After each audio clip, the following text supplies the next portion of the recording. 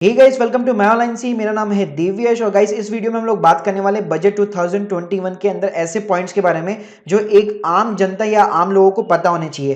तो सबसे पहले मैं बात करना चाहूंगा कि क्या महंगा हुआ है, क्या सस्ता हुआ है। तो देखिए, अगर सस्ते की बात करें तो पेंट आपका सस्ता होने वाला है, लाइनर का सामान हो गया, सोना चांदी हो गया, प्लैटिनियम होगा। जी हाँ, महंगे के अंदर बात करूं तो आपका मोबाइल फोन हो गया, मोबाइल का चार्जर हो गया, लिथियम आयन बैटरी हो गई, एसी के कंप्रेसर हो गए, सोलर इन्वर्टर हो गया, एलईडी लाइट्स हो गई, चमड़े का सामान हो गया, ऑटो पार्ट्स, स्क्रू और नट्स। जी हाँ, तो बेसिकली अब मैं आपको कुछ पॉइंट्स बताऊंगा आपको स्टेप बाय स्टेप। तो जैसे मैंने आपको बताया कि कस्टम ड्यूटी जो है कॉपर, टेक्सटाइल, गोल्ड और सिल्वर के ऊपर जो है कम कर दी है, तो जिससे कि ये सस्ते होने वाले हैं।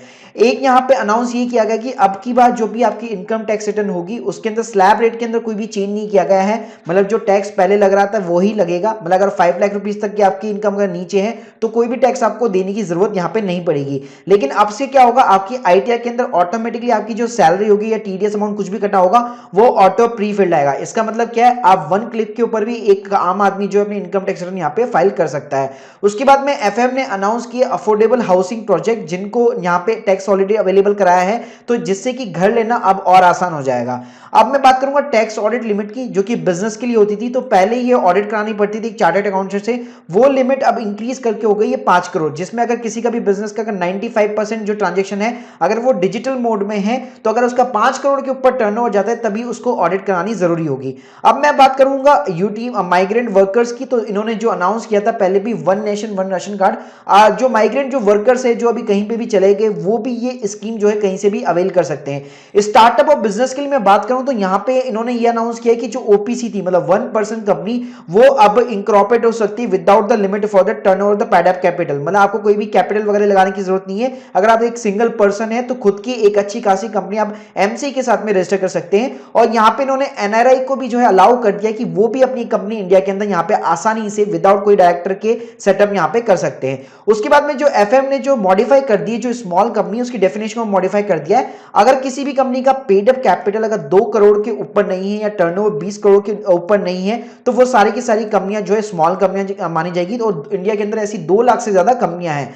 एफएम ने जो है 1000 करोड़ रुपए सोलर को जो है यहाँ पे ग्रांट किए, तो जिससे कि जो सोलर एनर्जी की जो सेक्टर है उसमें ऑब्वियसली यहाँ पे ग्रोथ पॉसिबल है। उसके बाद में एफएम ने यहाँ पे बेसिकली 35,000 करोड़ जो है मैन्युफैक्चर दिए, जो कोविड-19 की जो वैक्सीन जो बना रहे हैं अभी यहाँ भी जो इंडिया के अंदर जो 2 लैब बना रही है उसको 35,000 करोड़ यहाँ पे अलॉट किए गए हैं उस वैक्सीन को बनाने के लिए।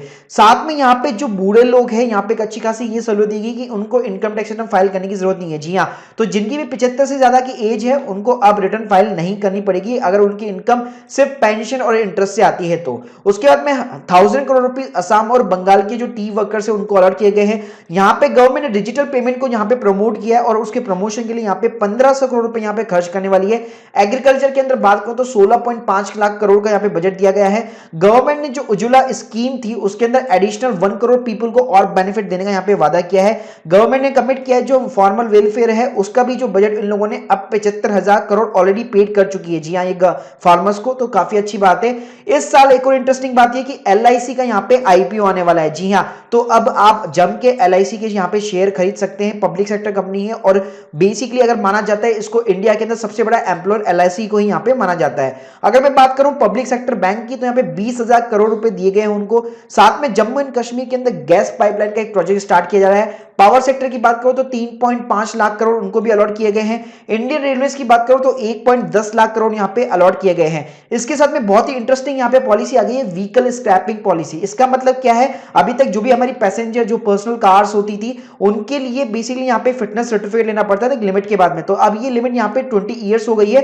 अगर बेसिकली आपका व्हीकल अगर 20 साल पुराना हो चुका है तो आपको वापस उसका फिटनेस सर्टिफिकेट लेना पड़ेगा। अगर मैं कमर्शियल व्हीकल्स की बात करूं तो उसके लिए यहाँ पे 15 ईयर्स की यहाँ पे लिमिट है।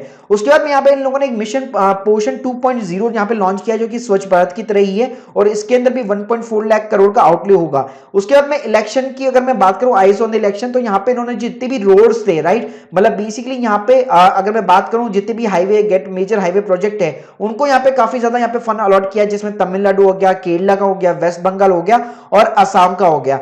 और उसके बाद में बात करूं तो 7th पॉइंट, तो अब यहाँ पे क्या हो गया कि गवर्नमेंट नेशनल मॉनिटाइज करने जा रही है pipeline of the potential financial assets. इसका मतलब क्या है, जो एनएचआई है, जो पीजीएल है, इंडियन रेलवे से, एयरपोर्ट है, वेयर हाउस है या स्पोर्ट के जो स्टेडियम है, उनको प्राइवेट सेक्टर को अलॉट किया जा सकता है क्योंकि उनको यहाँ पे पैसे कमाने हो सकते हैं। उसके बाद मैं बात करूं कि डीएफआई रिफॉर्म, तो यहाँ पे क्या किया गया है, यहाँ पे जो भी लॉन्ग टर्म प्रोजेक्ट होते हैं, गैस स्टेशन प्रोजेक्ट होते हैं, उनको फंडिंग के लिए यहाँ पे एक फंड यहाँ पे अलॉट किया गया है। यहाँ पे एक और अच्छा गवर्नमेंट रूल लेके आई है बैड बैंक्स का। जी हाँ, इसका मतलब क्या है बेसिकली कि अभी तक आपने देखा होगा कि कोई भी आप फ्रॉड करके इंडिया से बाहर चला जाता था बैंक से लोन लेके, लेकिन अब इन बैड लोन्स की जो बैंक्स होती है उनको रिफॉर्म करने के लिए गवर्नमेंट ने यहाँ पे एक अच्छा खासा फाइनली एक असेस रिकंस्ट्रक्शन कंपनी स्टार्ट की है। तो जो भी बैंक ऐसी हालत में होगी उसको यहाँ पे रिकवर कर लेगी। उसके बाद में मैं बात करूं कि यहाँ पे हेल्थ को भी यहाँ पे बहुत ही अच्छी प्रायोरिटी सेक्टर दिया गया क्योंकि कोविड-19 था, जिसकी वजह से बजट है हेल्थ का वो 137% जो है बढ़ा दिया गया है as compare to last year. जी हाँ, और कोविड-19 वैक्सीन के लिए भी काफी अच्छा यहाँ पे बजट अलॉट किया गया है। उसके बाद में यहाँ पे ग्रोथ पे फोकस किया है।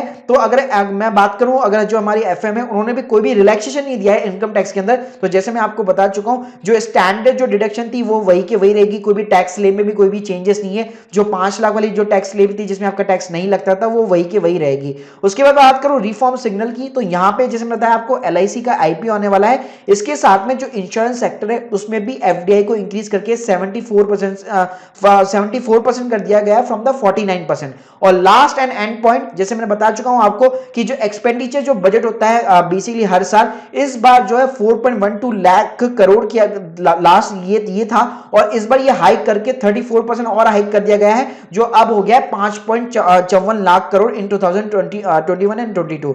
सो गाइस, ये मैंने आपको कुछ पॉइंट्स बताए जो एक आम आदमी को जानना बहुत ज्यादा जरूरी है। So guys, hope you like this video, please subscribe our channel. आपके कोई भी डाउट्स है तो कमेंट सेक्शन के अंदर जरूर मेंशन कीजिए। Thank you guys, thank you very much.